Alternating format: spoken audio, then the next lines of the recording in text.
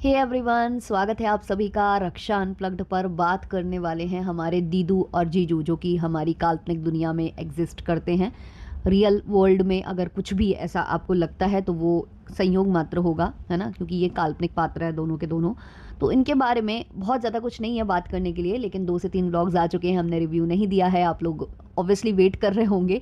वैसे आप लोगों को ज़्यादा वेट करना चाहिए नहीं, क्योंकि इनके व्लॉग्स में कुछ है ही नहीं बात करने के लिए।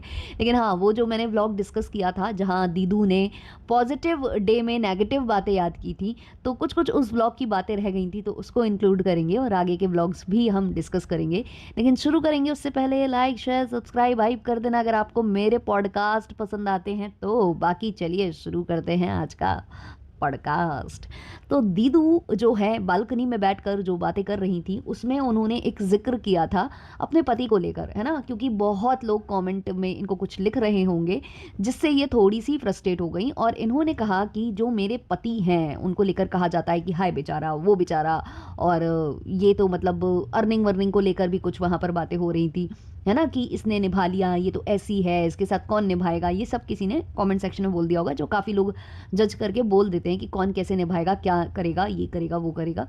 तो भाई, जो निभा सकता है वही हामी भरता है। पर ठीक है, मैडम को उसमें मिर्चियाँ लग गई, तो मैडम ने पूरा क्लियरली बताया कि ऐसा नहीं है। और जब रिश्ता चलता है तो 2 लोगों के साइड से चलता है, मतलब दोनों निभाते हैं तब निपता है, एक के निभाने से नहीं निभ जाता है। तो ये सारी बातें वो कर रही थी। तो हाँ भाई, दोनों के निभाने से निपटा है। जैसे कि आपको पता है कि आपको उन पर चढ़ाई करनी है तो आप चढ़ाई करती हो, उनको पता है कि हमको इनकी सारी बदतमीजियाँ सहन करनी है तो वो सहन करते हैं। तो ऐसे रिश्ते चलते हैं। और स्टार्टिंग से उनको पता था कि आप क्या हैं, कैसी हैं, उनको पता था कि वो क्या कर रहे हैं अपनी लाइफ में। ये सब कुछ सॉर्टेड था यार, आप दोनों के माइंड में। आप दोनों को पता था कि आप दोनों को ही एक होना पड़ेगा। बाकी आगे कोई ज़्यादा ऐसा कोई गहरा वाला ऑप्शन बचा नहीं है, है ना। दोनों को ऐसा लगा होगा अपनी लाइफ में, ठीक है। बट उसको अगर आप बार बार मतलब हाईलाइट करोगे, उस पर चर्चा करने लग जाओगे, तो ऑब्वियसली फिर ऑडियंस और ज़्यादा बाल की खाल निकालेगी। तो इस चीज़ को मुझे लगता है कि आपको हाईलाइट नहीं करना चाहिए था। पेरेंट्स पर जो भी पेरेंट आपका जो भी पेरेंटिंग है उस पर जो सवाल उठ रहे थे, उस पर आप आंसर कर सकते थे। वो भी बहुत पहले करना था आपको, अभी करने की ज़रूरत नहीं थी। इतने टाइम बाद आपको याद आया क्योंकि आपके व्यूज़ एकदम से बूस्ट हुए थे। वो जो मैटर आया था, अब उस मैटर पर कोई भी चर्चा नहीं हो रही है फिलहाल। तो वो जो मैटर आया था उस पर एकदम से इनके व्यूज़ बूस्ट हो गए थे, मतलब वो वाले व्यूज़ आने लग गए थे इनको, जो मतलब ये एक्सपेक्ट कर रहे थे कि हर दिन आएंगे, बच्चों के आने के बाद से हर दिन आएंगे। तो वो हर दिन नहीं आ रहे थे, लेकिन अब वो बूस्ट कर गए थे। फिर इनको लगा कि अब वो टॉपिक ख़त्म, क्लोज, क्योंकि इनके पास कुछ बचा ही नहीं है। वो कपल चला गया, पुलिस इतना ज़्यादा सुन नहीं रही है, क्या है क्या नहीं है वो तो यही लोग जाने। तो इनको लगा कि अगर मैं ये वाली बातें करूंगी, क्योंकि ब्लॉग में कुछ नहीं दिखाया उस दिन, तो इनको लगा अगर मैं ऐसी बातें करूंगी तो व्यूज़ आ जाएंगे, जो ठीक ठाक आ गए। मतलब हम बुरा नहीं कह सकते उन व्यूज़ को, ठीक ठाक आ गए। लेकिन अब कितने दिन और घसीटेंगी। मैडम और सर जी को भी अब पता चल चुका है कि बस ठीक है, अब थोड़ा सा वो हो गया है, शांति हो गई है, डाउन हो गया है। इन्होंने एक्सपेक्ट नहीं किया था कि एक ये कंटेंट आ जाएगा, वरना अभी ये जो थोड़े बहुत बूस्ट हुए हैं वो भी नहीं होते। ये लोग बिल्कुल इंतज़ार कर रहे होते कि कब आएंगे गणपति जी का उत्सव कब आएगा, और उस टाइम पर फिर हम सारे व्यूज़ खींचेंगे। अभी जो है बच्चों का फेस रिवील वगैरह इनका उसी टाइम पर इनको करना है, जो कि इन्होंने सोच लिया है ना, कि हम उनके उनके फेस के दर्शन के साथ बच्चों का कराएंगे। हालांकि रक्षाबंधन भी इनके पास एक अच्छा ऑप्शन था, लेकिन रक्षाबंधन पर ये कंटेंट बनाएंगे ऑब्वियसली, राखी का कंटेंट बनाएंगे बिना फेस दिखाए, तो वो भी इनका ठीक ठाक वो चलेगा।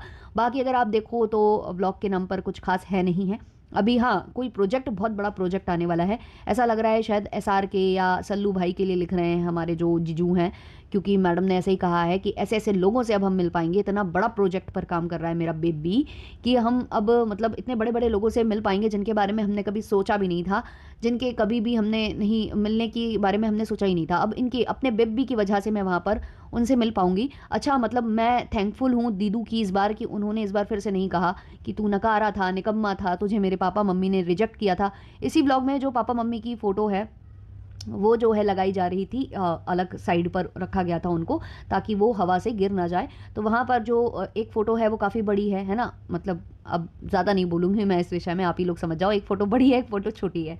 तो वो जो फ़ोटो है वो ढंग से वहाँ पर सेटल नहीं हो पा रही थी, सेट नहीं थी। और दीदू को लग रहा था कि बहुत ही साइड कर दिया गया है यहाँ पर, क्योंकि बुक लग गई थी, सर जी की बुक्स वगैरह वहाँ पर सेट हो गई थी। तो मैडम पूछती हैं कि यहाँ क्यों कर दिया है, ये ऐसे ऐसे हो रही हैं, यहाँ नहीं आ सकती क्या, इस जगह नहीं रखी जा सकती क्या? तो सर जी समझाते हैं कि वो मैंने इसलिए रख दी हैं। मतलब ऐसा लग रहा था सर जी पहले से जस्टिफाई कर रहे थे, पहले से समझा रहे थे कि मैंने यहाँ रख दी है, उसका कारण ये है कि यहाँ से हवा ना जाए, गिर ना जाए। मतलब इतना डर सर जी को, इतना डर। तो सर जी बोल रहे थे तो मैडम बोलती हैं कि हाँ मतलब यहाँ नहीं आ सकती, वहाँ नहीं आ सकती। तो सर जी कहते हैं कि हवा आ जाएगी, गिर जाएंगी। उसके बाद कट्टू मैडम उस बात को बिल्कुल डाइवर्ट कर जाती हैं, बिल्कुल भी उस मुद्दे पर और ज़्यादा घसीटती नहीं है बात को। मुझे बड़ा अजीब लगा कि क्या केवल कैमरे के लिए आप वो शो करते हो कि हाय मेरे लिए सब कुछ, मेरे लिए वो, क्योंकि वो कॉन्वर्सेशन इन्होंने कंप्लीट ही नहीं की, वहीं से स्टॉप कर दिया इन्होंने उस चीज़ को। फिर उसके बाद आप लोगों ने देखा ही है कि वो पालने वाला कंटेंट आ गया, बिल्कुल इंग्लिश स्टाइल बना है, इंग्लिश स्टाइल बना है ना, बार बार उस चीज़ को ये लोग कर रहे थे।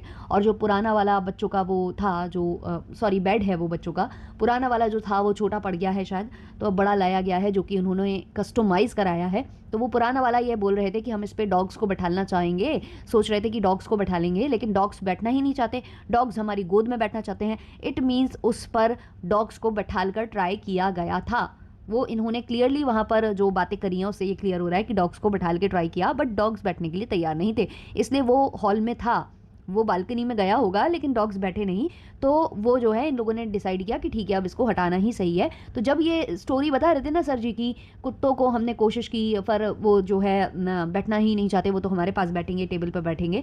तो मैडम वहाँ पर इतना उससे बोलती हैं कि इसको निकालो, किसी ज़रूरतमंद को दो, फिर ये किसी का जिक्र भी करने लगती हैं। तो बड़ा मुझे वहाँ पर अजीब फील हुआ कि भाई पहले आपने ट्राई कर लिया है लेकिन उस चीज़ को कैमरे पर ना दिखाकर कुछ और जताने की कोशिश कर रहे हो कि नहीं नहीं हम तो ये सब नहीं करेंगे, हम चिंदी चोरी नहीं करेंगे, हम तो दे देंगे।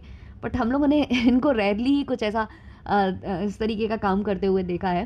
खैर जब वो जो बच्चों का नया वाला बेड है वो इंट्रोड्यूस कराया जा रहा था, दिखाया जा रहा था, शोकेस किया जा रहा था, तो उस टाइम पर आप लोगों ने कुछ नोटिस किया कि जो मैडम है वो पहने हुई थी, आजकल वो वैसे ही कपड़े पहनती हैं क्रॉप टॉप वगैरह उनका, क्योंकि जो कमर है वो बहुत ज़्यादा ही शेप में है, बड़ा मतलब उसमें बड़ा काम किया है, कर्व्स बहुत ज़्यादा अच्छे दिखते हैं उनके।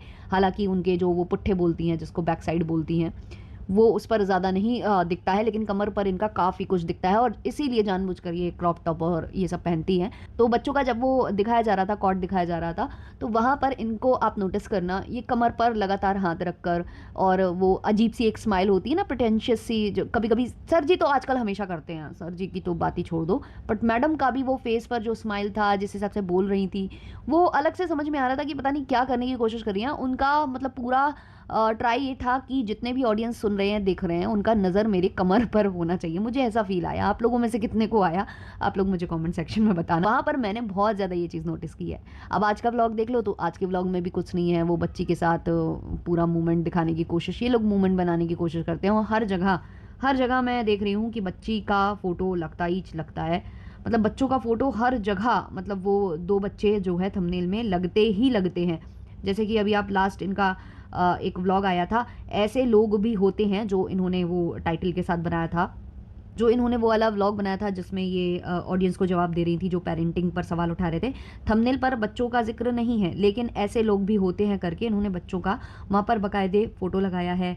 अब होगा बेबीज़ का रूम मेकओवर, चलो उसमें तो लगाना बनता है, बेबीज़ के लिए स्पेशल बेड, उसमें भी लग गए, मम्मा बेटी की क्यूट जोड़ी, उस पर भी लग गया। इससे पहले भी हर जो थंबनेल है उस पर लगाने की कोशिश ये लोग कर रहे हैं कि भाई ये बेबीज़ वाला कंटेंट है, प्रेगनेंसी वाला, मदरहुड वाला, है ना, क्योंकि ये कंटेंट बहुत ज़्यादा वाईटी पर चलता है। तो उस हिसाब से ये लोग करने की कोशिश तो बहुत कर रहे थे, बट व्यूज़ एकदम से धराशाही थे। अभी व्यूज़ अप हुए थे, ये जो एक इनके घर में इनकी हाउस हेल्प की बहन के साथ जो भी हुआ, जो भी दुखद घटना घटित हुई, हालांकि हम चाहते हैं कि उनको न्याय मिले, पता नहीं मिलेगा कि नहीं मिलेगा, बट उस टाइम पर इनके बूस्ट हुए। अब फिर से वही स्थिति आ रही है कि धराशायी धराशायी धराशायी, व्यूज़ की धराशायी। तो क्या है इस पर आपकी राय कमेंट सेक्शन में ज़रूर बताएं। मिलते हैं जल्दी नेक्स्ट वीडियो, नेक्स्ट पॉडकास्ट के संग, तब तक के लिए टाटा बाय बाय।